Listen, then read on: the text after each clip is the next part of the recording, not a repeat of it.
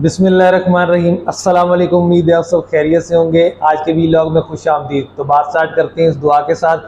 जो भी घर आप बना रहे हैं अल्लाह ताला उसमें आपको रहना और बसना नसीब फरमाए, खुशियों वाली लंबी ज़िंदगी आपको अता फरमाए, आपके घर में आपके कारोबार में खैर और बरकत अता फरमाए।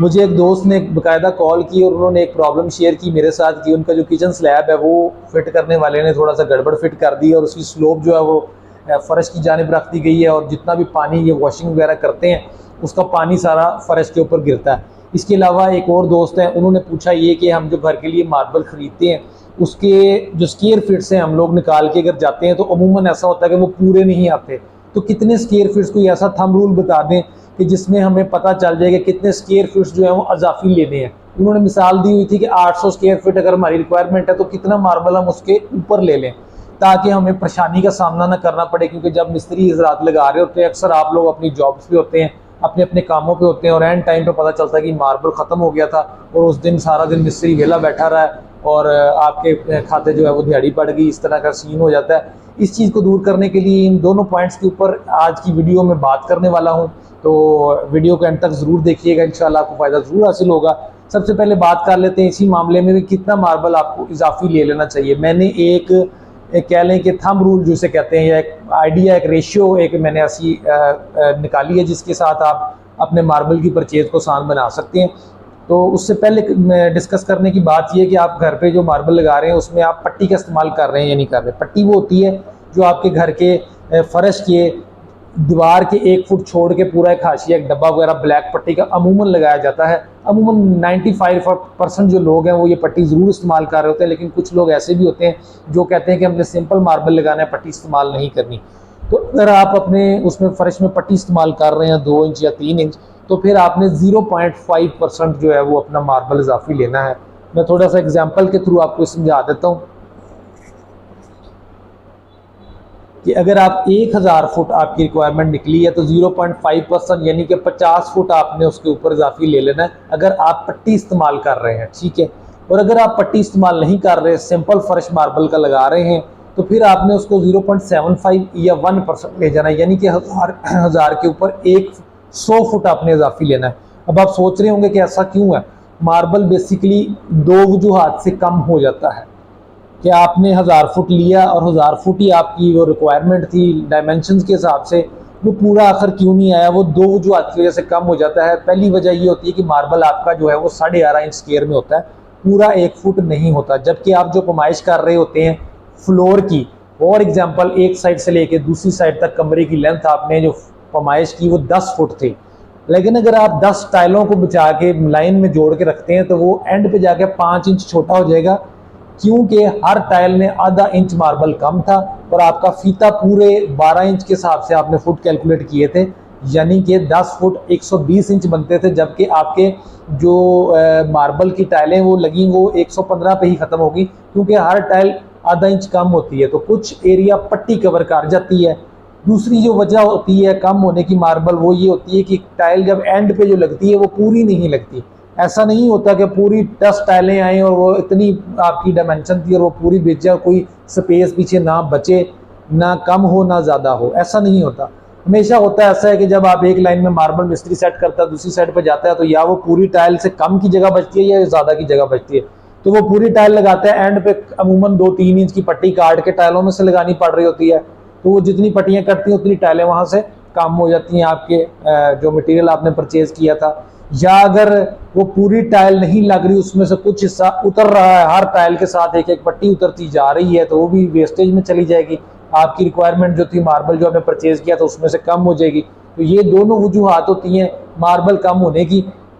जिनकी वजह से आपका जो मार्बल है वो कम पड़ जाता है और आपने जो परचेज़ करना है वो 0.5% ज़्यादा ले लेना है अपने टोटल रिक्वायरमेंट का। इससे इंशाल्लाह आपकी जो है वो कमी पूरी हो जाएगी अगर आप पट्टी साथ में इस्तेमाल कर रहे हैं। अगर आप पट्टी नहीं इस्तेमाल कर रहे तो फिर वो जाहिर है पट्टी की जगह जो सी है वो भी खाली रह जाएगी, वो उसने कवर नहीं किया होगा आपकी जो सी आधा इंच कम वाली जगह है, तो फिर आपको थोड़ा सा ज़्यादा लेना पड़ेगा। फिर आपको 0.75 या 1%, कटिंग पे डिपेंड करता है। कटिंग ज़्यादा हो जाए तो फिर मार्बल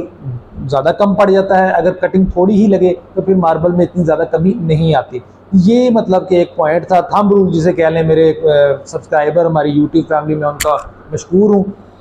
कि उन्होंने ये सारी चीज़ जो मुझे इस तरफ तवज्जो दिलाई, और मैंने सोचा कि बाकी तमाम जितने भी मेरे यूट्यूब फैमिली है, मेरे सब्सक्राइबर्स हैं या मेरे व्यूअर्स हैं, उनके लिए कम से कम ये पॉइंट खोल दिया जाए, ताकि वो आने वाले वक्त में अगर अपने घर के लिए मार्बल लेना चाहते हैं तो उनको ये परेशानी का सामना ना करना पड़े। अब आते हैं अपने दूसरे पॉइंट की तरफ कि अगर आप मार्बल लगवाते हैं, किचन स्लैब लगवाते हैं, तो जो अक्सर अच्छे जो मैसन हज़रात जो टाइल फिक्सर होते हैं, उनके पास तो एक लंबा सा वो चपटी नुमा वाटर लेवल होता है, जिसके ऊपर वो एक बुलबुला सा आ रहा होता है और वो नज़र बता रहा होता है कि किस साइड से मार्बल ऊंचा है और किस साइड से नीचा है। तो वो बिल्कुल लेवल में उसको लगाते हैं, जो कि असूल है लगाने का काउंटर टॉप, क्योंकि आपको किसी साइड पे भी उसको टिल्ट नहीं करना होता।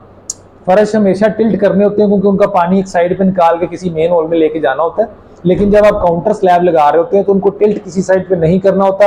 उनको आपने बिल्कुल लेवल में लगाना होता है। वाइप आउट करके पानी को वाइपर्स के जरिए या स्पंज के जरिए आप अपने सिंक वॉशिंग एरिया के अंदर दोबारा वापस लेके जाते हैं। उस वाटर को दीवार की तरफ भी स्लिप नहीं होने देना चाहिए, किसी साइड पे भी नहीं, और फ्रंट पे यानी कि जिधर फर्श है आपका उस साइड पे भी टिल्ट नहीं होना चाहिए। लेकिन कुछ हज़रात ऐसे होते हैं जो उसको टिल्ट करके लगा जाते हैं, फिर मसला बनता है अगर दीवार की तरफ टिल्ट हुआ हो तो तब भी उसमें पानी को वो उस जीत के अंदर से या कॉर्नर के अंदर से वाइप आउट करके वापस सिंक के अंदर लेके आना बहुत मुश्किल होता है। और अगर उसमें फर्श की जानिब उसको टिल्ट कर दिया जाए तो या तो पानी वो कैबिनेट्स के ऊपर गिरता रहता है, लकड़ी का काम खराब हो जाता है, अगर ना भी हो वो नीचे फर्श पे गिरता रहे तो बार बार वो हैसल होती है, उसको पाँव वाली जगह पे आपके वो मतलब कीचड़ सा बन जाता है कि पाँव हर वक्त गीला रहेगा, उस पर नीचे कोई कपड़ा बिछाना पड़ेगा या कोई फिर उसका और हल करना पड़ेगा। वो जो दोस्त हैं वो मुझसे रिक्वायर ये कर रहे थे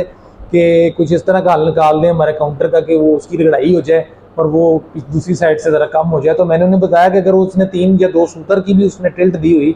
तो 2 सूतर रगड़ते रगड़ते वो ग्राइंडर ने सारा ही आपका काउंटर ख़त्म कर देना, उसकी पॉलिश भी ख़राब हो जाएगी, क्योंकि ये तो केमिकल पॉलिश होके जाते हैं किचन स्लैब, कोई हाथ वाला ग्राइंडर तो इन पर फिरा नहीं होता, सिर्फ एज ही होता है जो हाथ वाले ग्राइंडर से किया होता है। तो इस तरह उसका कोई हल नहीं है, कि हल होता है 2-3 घरों में कर भी चुकी हैं जिन्होंने इस तरह का मिस्त्री ने काम खराब किया था कि वो फिर आगे इस तरह पट्टी लगाई उसके काउंटर के आगे, लेकिन वो कोई इतना अच्छा हल नहीं माना जाता।